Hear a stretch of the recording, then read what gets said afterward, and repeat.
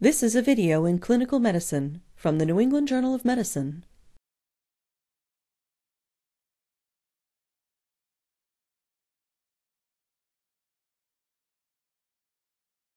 Common indications for nasogastric intubation include decompression of the GI tract in patients with bowel obstruction and gastric emptying in intubated patients to prevent aspiration. NG tubes may be placed as an adjunct for the delivery of oral agents such as activated charcoal or oral radiographic contrast media. NG tubes are often placed in patients with suspected upper GI hemorrhage. However, the sensitivity and negative predictive value of nasogastric aspirates for detecting active bleeding is suboptimal, and the absence of bloody return cannot be relied upon to rule out hemorrhage. Nonetheless, nasogastric intubation may be useful in selected patients. Evacuation of blood and clots from the stomach may facilitate the endoscopic visualization of the gastric and duodenal mucosa, and the return of bright red blood does provide prognostic information. Nasogastric intubation and gastric emptying may be beneficial in patients with severe pancreatitis and associated ileus. However, it has been shown that NG tubes are not beneficial and in some cases detrimental in patients with mild or moderate symptoms. Nasogastric intubation should be avoided in patients with significant maxillofacial trauma, as the tube may enter the cranial vault if the thin cribiform plate has been disrupted. The procedure should also be avoided in patients with known esophageal abnormalities such as recent caustic ingestion, diverticulae, or strictures, as they are at high risk for esophageal perforation. Since nasogastric intubation may induce emesis, patients who are unable to adequately protect their airway should be intubated with a cuffed endotracheal tube if the procedure must be performed.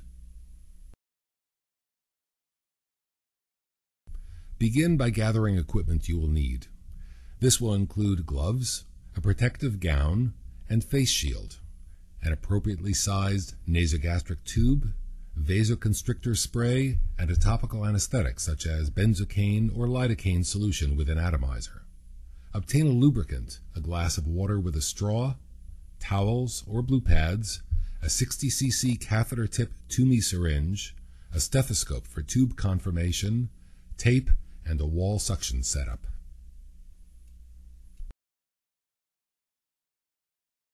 Have the patient breathe in through each nostril to assess which side is more patent.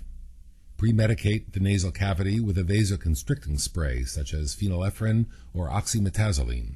Anesthetize the nasal cavity with a topical anesthetic such as 4% lidocaine or topical lidocaine jelly. The posterior oropharynx should also be anesthetized with lidocaine or topical benzocaine spray. Nebulized lidocaine may also be used. The proper depth of tube insertion is approximated by measuring the distance from the xiphoid process to the angle of the mandible and then to the nostril. Lubricate the distal tip of the nasogastric tube with surgical jelly or viscous lidocaine. Position the patient sitting upright in the sniffing position. Insert the tip of the nasogastric tube into the nasal cavity and slowly advance it posteriorly parallel to the floor of the nasal canal. The tube should not be directed upwards. In this endoscopic view of the nasal cavity, note that if the tube is passed in an upwards fashion, it will reach a blind recess at the middle turbinate. When the tube is passed parallel to the nasal floor, it reaches the posterior nasopharynx without difficulty. Continue to pass the tube posteriorly. The patient may gag once the tube reaches the larynx. Temporarily halt the advancement of the tube and ask the patient to begin swallowing sips of water through a straw.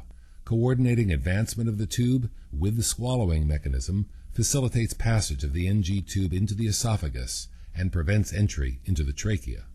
This is a fluoroscopic view of a nasogastric tube being inserted. As the tube reaches the level of the larynx, advancement is temporarily halted. The tube is then inserted as the patient swallows, and, once past the larynx, is rapidly advanced.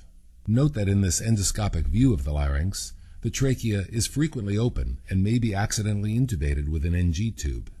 Note also that as the patient swallows, the laryngeal apparatus arises and the epiglottis covers the glottis, preventing tracheal entry, Once past the larynx, the tube may be inserted rapidly to the predetermined depth. Check the black markings on the tube to confirm proper depth of insertion. Assure that the patient is in no respiratory distress and is able to speak. If the patient is unable to talk, is in respiratory distress, or if respirations can be heard through the tube, it should be removed immediately, as tracheal intubation has likely occurred. Attach the catheter tip syringe to the main port of the NG tube and insufflate 30 cc of air while auscultating over the epigastrium. A gurgling noise should be clearly audible. Using the same syringe, aspirate the NG tube and ensure that it fills with gastric contents. It should be noted that auscultation and aspiration may occasionally provide false positive results. Therefore, radiographic confirmation of tube placement by visualizing the NG tube's descent below the diaphragm should be obtained prior to infusion of any substance, such as activated charcoal or oral contrast media. The tube should be secured to the patient prior to transport to the radiology suite. Take a 5 to 7 centimeter strip of adhesive tape and tear it vertically for 1/2 of its length. The wide section is placed across the patient's nose, and the two tails are then wrapped in opposite directions around the NG tube. You may now connect the nasogastric tube to suction.